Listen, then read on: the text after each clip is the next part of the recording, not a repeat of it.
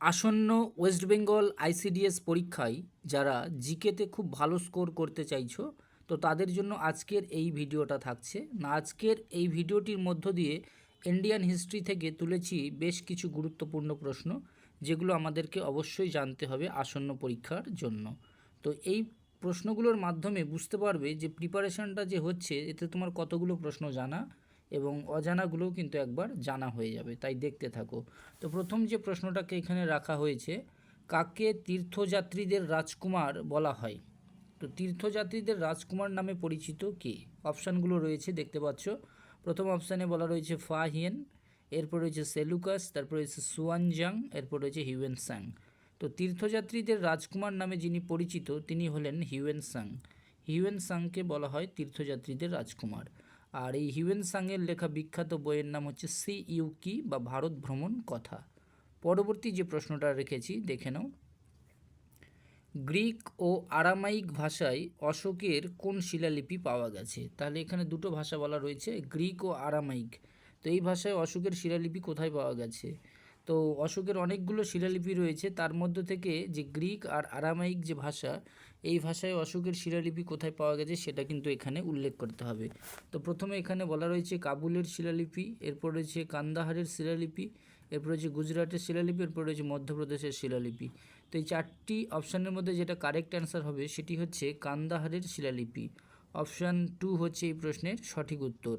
পরবর্তী যে প্রশ্নটা রয়েছে, কে মহীশূরের বাঘ বা মাইসোর অফ টাইগার নামে পরিচিত ছিলেন? প্রথম অপশানে এখানে বলা রয়েছে বাহাদুর শাহ জাফর, এরপর রয়েছে শের শাহ, চেঙ্গিস খান, তারপর রয়েছে টিপু সুলতান। তো মহীশূরের বাঘ নামে পরিচিত হলো টিপু সুলতান, এটি এই প্রশ্নের সঠিক অ্যান্সার।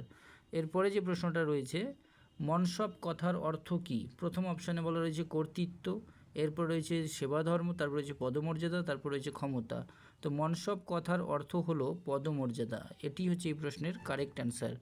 এরপরে যে প্রশ্নটাকে রেখেছি এখানে, মহাত্মা গান্ধী জাতীয় কংগ্রেসের কোন অধিবেশনে সভাপতিত্ব করেছিলেন? তো জাতীয় কংগ্রেসের যে অধিবেশন, এটা কিন্তু একটা অধিবেশন হয়নি, অনেকগুলো অধিবেশন হয়েছিল। আর জাতীয় কংগ্রেসের প্রতিষ্ঠাতা ছিলেন অ্যালান অক্টাভিয়ান হিউম। তো এই জাতীয় কংগ্রেসের কোন অধিবেশনে মহাত্মা গান্ধী সভাপতিত্ব করেছিলেন? প্রথম অপশান এখানে বলা রয়েছে ত্রিপুরী অধিবেশন, তারপরে সুরাট অধিবেশন, লাহোর অধিবেশন, বেলগাঁও অধিবেশন। তো সঠিক অ্যান্সার যেটা হবে সেটি হচ্ছে বেলগাঁও অধিবেশন, এটি এই প্রশ্নের সঠিক অ্যান্সার। পরবর্তী প্রশ্ন যেটা রয়েছে, ইতিহাসের সময় গণনার ক্ষেত্রে ব্যবহৃত সিই, তাহলে এই যে সিই এটি একটি ইংলিশ ওয়ার্ড, দুটো সিই এর অর্থটা কি আমাদের বলতে হবে। প্রথম অপশানে বলা রয়েছে ক্রিটিক্যাল এরা, এরপর রয়েছে কমন এরা, কমপ্লিট এরা, কানেক্টেড এরা। তো ইতিহাসে যে সিই শব্দটা ব্যবহার হয় সেটি হচ্ছে কমন এরা, এটি এই প্রশ্নের রাইট অ্যান্সার। আর বিসিই যদি বলা হয় বিফোর কমন এরা, বিসিই বললে বিফোর কমন এরা, আর সিই বললে শুধু কমন এরা। পরবর্তী যে প্রশ্নটা রয়েছে সেটা দেখো, জ্যোতিরাও ফুলে দ্বারা লেখা বিখ্যাত বইটির নাম কি? এটি মূলত বিখ্যাত বুকস এবং অথার্স থাকে, তাদের গুরুত্বপূর্ণ বই থেকেও প্রশ্ন সাধারণত পরীক্ষায় আসে।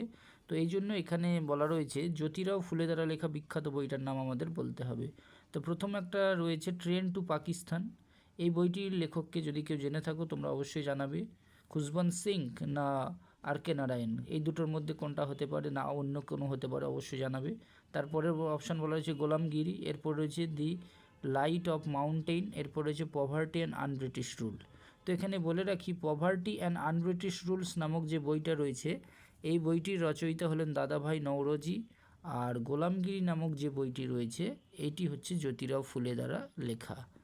পরবর্তী প্রশ্নের দিকে এগিয়ে যাব, গদর পার্টির নেতা কে ছিলেন? প্রথম অপশানে এখানে বলা রয়েছে লালা হরদয়াল। এর এরপরে যে প্রশ্নটা রয়েছে দেখো, এখানে অপশানটা লালা হরদয়াল বলা রয়েছে, এরপর রয়েছে মোহাম্মদ আলী জিন্না, তারপর রয়েছে নবগোপাল মিত্র, তারপর রয়েছে শশিভূষণ দাস। তো গদর পার্টির যিনি নেতা ছিলেন তিনি হলেন লালা হরদয়াল, এটি প্রশ্নের রাইট অ্যান্সার। গদর পার্টির নেতা বা প্রতিষ্ঠাতা ছিলেন লালা হরদয়াল। পরবর্তী প্রশ্নের দিকে এগিয়ে যাব, সিজদা, তাহলে এখানে শুধু লেখা যে সিজদা, এই সিজদার সঙ্গে আরও একটা ব্যাপার রয়েছে সিজদা ও পাইবস। তাহলে এই যে সিজদা ও পাইবস প্রথা এটা কে চালু করেছিলেন? অপশান দেখো, প্রথমে বলা রয়েছে আলাউদ্দিন খলজি, এরপর হচ্ছে গিয়াসউদ্দিন বালবান, এরপর হচ্ছে মোহাম্মদ বিন তুগলক, তারপর হচ্ছে জালালউদ্দিন খালজি। তো সিজদা ও পাইপাস প্রথা চালু করেছিলেন যিনি, তিনি হলেন গিয়াসউদ্দিন বালবান। এটি এই প্রশ্নের সঠিক অ্যান্সার। এরপর যে প্রশ্নটাকে রেখেছি, মোগল স্থাপত্যে হস্ত বহিস্ত, তাহলে এই যে একটা টার্ম হস্ত বহিস্ত, এটা বলতে কি বোঝানো হয়? অপশানগুলো দেখো পরপর। বলা রয়েছে একটা কেন্দ্রীয় হল যা 4টি ঘর দ্বারা বিস্তৃত। এরপরেরটায় বলা রয়েছে একটি কেন্দ্রীয় হল যা 8টি ঘর দ্বারা বেষ্টিত। তারপরে 3 নম্বর অপশানে বলা রয়েছে একটা কেন্দ্রীয় হল যা 10টি ঘর দ্বারা বেষ্টিত। আর 4-এ রয়েছে 15টি ঘর দ্বারা বেষ্টিত। তো এই প্রশ্নের যেটা সঠিক অ্যান্সার হবে, মোগল স্থাপত্যে হস্ত বহিস্ত বলতে যেটা বোঝানো হয় সেটি হচ্ছে 8টি ঘর দ্বারা বেষ্টিত একটি কেন্দ্রীয় হল। এটি এই প্রশ্নের সঠিক অ্যান্সার। পরবর্তী যে প্রশ্নটা রয়েছে, আনন্দমঠ, এই আনন্দমঠ যে গ্রন্থটা রয়েছে এটা কবে প্রকাশিত হয়েছিল? তো প্রথম অপশান তোমরা দেখতে পাচ্ছ, প্রথমে বলা রয়েছে 1881 সালে, এরপর রয়েছে 1882 সালে, তারপর রয়েছে 1883 সাল, এরপর রয়েছে 1884 সালে। তো আনন্দমঠ নামক যে উপন্যাসটি, এই উপন্যাসটি প্রকাশিত হয়েছিল 1882 সালে, আর এটি বঙ্কিমচন্দ্রের লেখা একটি উপন্যাস। পরবর্তী প্রশ্নের দিকে এগিয়ে যাচ্ছি। পার্সি সমাজ সংস্কারক বেহরামজি এম মালবারি কিসের বিরুদ্ধে প্রচারণা চালিয়েছিলেন? তো এখানে প্রচার চালিয়েছিলেন হবে এটা। তো প্রথম অপশানটা দেখো, এখানে বলা রয়েছে বাল্যবিবাহ, এরপর রয়েছে বহুবিবাহ, সতীদাহ প্রথা, উপরের কোনোটিই নয়। সঠিক অ্যান্সারটি হবে বাল্যবিবাহ। এটি এই প্রশ্নের রাইট অ্যান্সার। পরবর্তী প্রশ্নের দিকে এগিয়ে যাচ্ছি। অর্থনৈতিক সাম্রাজ্যবাদ বা সম্পদের যে বহির্গমন, এই যে তত্ত্বটা, সম্পদের বহির্গমন তত্ত্ব বা অর্থনৈতিক সাম্রাজ্যবাদ এর তত্ত্ব, এটা কে প্রচার করেছিলেন? প্রথম অপশানে লেখা রয়েছে অ্যাডাম স্মিথ, এরপর রয়েছে ভিনসেন্ট স্মিথ, দাদাভাই নওরোজি, রমেশচন্দ্র দত্ত। তো ভিনসেন্ট স্মিথ ভারতকে নৃতত্ত্বের জাদুঘর বলে উল্লেখ করেছিলেন, আর অ্যাডাম স্মিথকে বলা হয় ভারতের অর্থনীতির জাদুঘর অ্যাডাম স্মিথ, আর দাদাভাই নওরোজি রয়েছে, রমেশচন্দ্র দত্ত রয়েছে। তো এই প্রশ্নের রাইট অ্যান্সার যেটা হবে, ভারতীয় অর্থনীতির জনক হচ্ছে অ্যাডাম স্মিথ, আর ভিনসেন্ট স্মিথ হচ্ছে ভারতকে নৃতত্ত্বের জাদুঘর বলে উল্লেখ করেছেন। আর এই প্রশ্নের যেটা রাইট অ্যান্সার, সম্পদের বহির্গমন তত্ত্ব যিনি প্রচার করেছিলেন তিনি হলেন দাদাভাই নওরোজি। এটি এই প্রশ্নের কারেক্ট অ্যান্সার। পরবর্তী প্রশ্নের দিকে এগিয়ে যাব। কোন শাসক সাম্রাজ্যকে ইকতা ব্যবস্থায় বিভক্ত করেছিলেন? প্রথম অপশানে এখানে বলা রয়েছে কুতুবউদ্দিন আইবক, এর পরেরটাই রয়েছে মোহাম্মদ বিন তুগলক, ইলতুৎমিশ, সুলতান মাহমুদ। তো যে শাসক সাম্রাজ্যকে ইকতা ব্যবস্থায় বিভক্ত করেছিলেন তিনি হলেন ইলতুৎমিশ। এটি হচ্ছে এই প্রশ্নের রাইট অ্যান্সার। আর ইলতুৎমিশ ছিলেন কুতুবউদ্দিন আইবকের জামাই, আর ইলতুৎমিশের কন্যা ছিলেন রাজিয়া, যিনি ছিলেন দিল্লির প্রথম মহিলা শাসক। এর পরের প্রশ্নের দিকে এগিয়ে যাব। আর্য সমাজ কে প্রতিষ্ঠা করেছিলেন? তো এখানে আর্য সমাজ যিনি প্রতিষ্ঠা করেছিলেন তিনি হচ্ছেন স্বামী দয়ানন্দ সরস্বতী। এটি হচ্ছে এই প্রশ্নের সঠিক অ্যান্সার। আর রাজা রামমোহন রায় প্রতিষ্ঠা করেছিলেন ব্রাহ্ম সমাজ। জ্যোতিরাও ফুলে প্রতিষ্ঠা করেছিলেন সত্যশোধক সমাজ।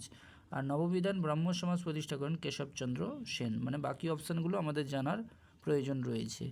এরপরে যে প্রশ্নটা রয়েছে এখানে, মাউন্ট আবুর দিলওয়ারা মন্দির, তাহলে এখানে জায়গাটার নাম হচ্ছে মাউন্ট আবু, এখানে যে মন্দির রয়েছে নাম হচ্ছে দিলওয়ারা মন্দির।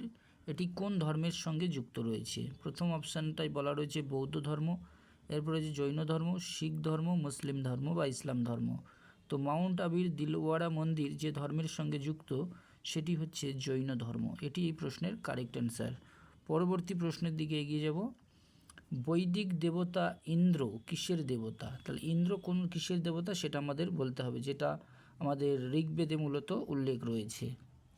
তো এখানে অপশান অনুযায়ী প্রথমে বলা হচ্ছে শক্তির দেবতা, এরপরে যে জ্ঞান ও বুদ্ধির দেবতা, ফসলের দেবতা, বৃষ্টি ও বজ্রপাত। তো কারেক্ট অ্যান্সার যেটা হবে এই প্রশ্নের সেটা হচ্ছে বৃষ্টি ও বজ্রপাত। এটি এই প্রশ্নের সঠিক উত্তর। পরবর্তী যে প্রশ্নটাকে রেখেছি, বাদামি গুহা কোন রাজবংশের অধীনে নির্মিত হয়েছিল? এই প্রশ্নের যেটা রাইট অ্যান্সার হবে সেটা হচ্ছে চালুক্য। পরবর্তী যে প্রশ্নটা রয়েছে এক নজর দেখো, কৈবল্য কোন ধর্মের সঙ্গে যুক্ত? তাহলে এই যে কৈবল্য কথাটা, এটা কোন ধর্মের সঙ্গে যুক্ত রয়েছে সেটা আমাদের বলতে হবে। তো কৈবল্য মূলত আমাদের এখানে মনে রাখতে হবে এটি জৈন ধর্মের সঙ্গে যুক্ত রয়েছে, আর জৈন ধর্মের প্রবক্তা হলেন মহাবীর, জৈন ধর্মের প্রথম তীর্থঙ্কর ছিলেন ঋষভদেব। 23তম তীর্থঙ্কর হচ্ছে আমাদের মনে রাখতে হবে পার্শ্বনাথ, আর 24তম তীর্থঙ্কর মহাবীর। আর কৈবল্য মূলত জৈন ধর্মের সঙ্গেই যুক্ত রয়েছে। এটি এই প্রশ্নের রাইট অ্যান্সার। খ্রিস্টান ধর্মের প্রবক্তা যীশুখ্রিস্ট। ইসলাম ধর্ম হজরত মোহাম্মদ, যিনি 570 খ্রিস্টাব্দে জন্মগ্রহণ করেন, এবং ইসলামদের পবিত্র ধর্মগ্রন্থ হলো কোরআন। আর বৌদ্ধ ধর্মের প্রবক্তা হলেন গৌতম বুদ্ধ।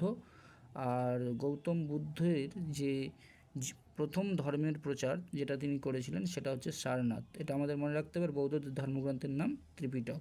তো কৈবল্য যে ধর্মের সঙ্গে যুক্ত সেটা হচ্ছে জৈন ধর্ম। এটি এই প্রশ্নের সঠিক অ্যান্সার। পরবর্তী প্রশ্নের দিকে এগিয়ে যাব। কোশল মহাজনপদের রাজধানী কোথায় ছিল? তাহলে আমরা যারা ইন্ডিয়ান হিস্ট্রিটা ভালো করে পড়েছি তারা ভালো করেই জানি যে মহাজনপদ মূলত 16খানা মহাজনপদ রয়েছে, যেমন কাশী, কোশল, কুরু, কম্বোজ, গান্ধার, মগধ, অবন্তী, অসমক, মল্ল, মৎস্য, ব্রিজি, চেদি, সুরসেন এবং পাঞ্চাল।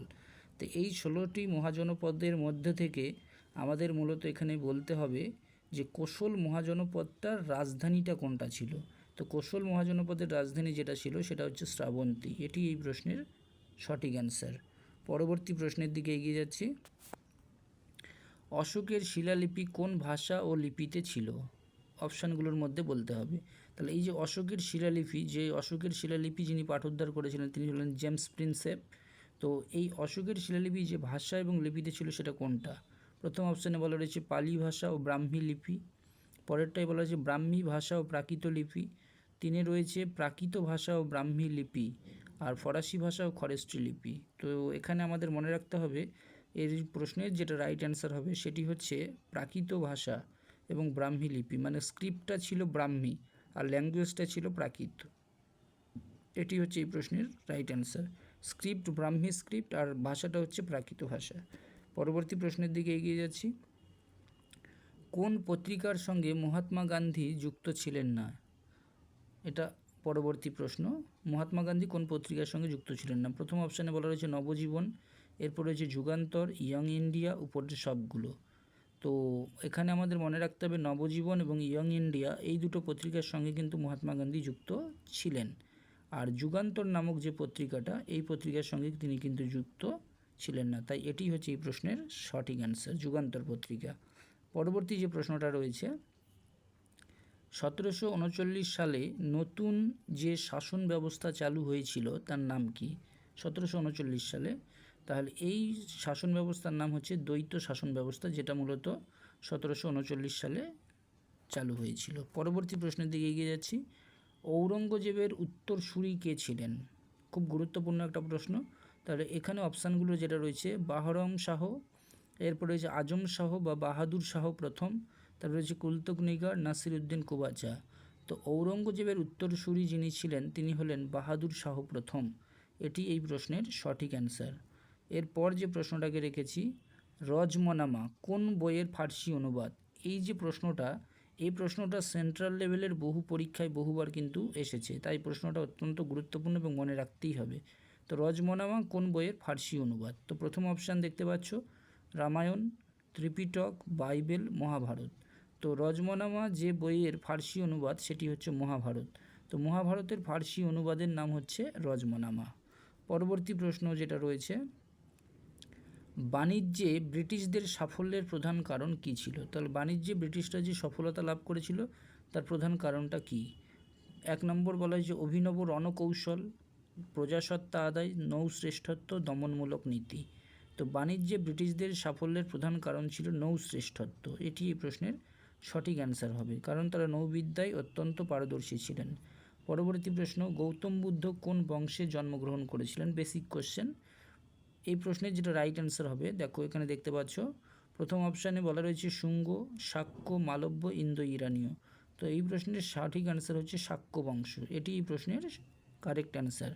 আর গৌতম বুদ্ধের বাল্য নাম ছিল সিদ্ধার্থ। তিনি প্রথম ধর্মের প্রচার করেছিলেন সারনাথে, আর তার মারা যাওয়ার যে স্থানটা বা যেখানে তিনি মহাপরিনির্বাণ লাভ করেছিলেন সেটি হচ্ছে এখানে মনে রাখতে হবে কুশীনগর, নিরঞ্জনা নদীর তীরে। পরবর্তী প্রশ্নের দিকে এগিয়ে যাচ্ছি। তেভাগা আন্দোলনের দাবি কী ছিল? তাহলে এই যে তেভাগা আন্দোলন, এই তেভাগা আন্দোলনের দাবিটা কি সেটা এখানে বলতে হবে। প্রথম অপশানে বলা রয়েছে ফসলের 2/3 চাষিদের দেওয়া, 2-এ বলা রয়েছে ফসলের 1/3 চাষিদের দেওয়া, 3-এ রয়েছে ফসলের রাজস্ব পুরোপুরি মকুব করা, আর 4-এ রয়েছে ফসলের 4/5 চাষিদের দেওয়া। তো এই প্রশ্নের যেটা রাইট অ্যান্সার হবে সেটি হচ্ছে ফসলের 2/3 চাষিদের দেওয়া। এটি তেভাগা আন্দোলনের মূলত দাবি ছিল। এরপর যে প্রশ্নটা রয়েছে, আমরা জানি মূলত বেদ 4 প্রকার, তার মধ্যে এখানে আমাদের বলতে হবে কোন বেদ জাদু মন্ত্রের সংকলন, ঋগ্বেদ, সামবেদ, যজুর্বেদ, অথর্ববেদ। তো এই প্রশ্নের যেটা রাইট অ্যান্সার সেটি হচ্ছে অথর্ববেদ। সামবেদ মূলত হচ্ছে the oldest book of song, মানে সঙ্গীতের যদি সবথেকে পুরনো কোনো বই থাকে সেটা হচ্ছে সামবেদ। নেক্সট প্রশ্নের দিকে এগিয়ে যাচ্ছি। অবধের নবাব কোন নৃত্যকলাকে গুরুত্ব দিয়েছিলেন? তাহলে নবাব হচ্ছে অবধের, তো এই অবধের নবাব কোন নৃত্যকলাকে গুরুত্ব দিয়েছিলেন এটা বলতে হবে। প্রথম অপশানে বলা হয়েছে ভারতনাট্যম, এরপর হচ্ছে কথাকলি, মোহিনীনাট্যম, কথক। তো এই প্রশ্নের যেটা রাইট অ্যান্সার সেটি হচ্ছে কথক। কথক যে নৃত্যশৈলী, সেই নৃত্যশৈলীকে অবধের নবাব গুরুত্ব দিয়েছিলেন।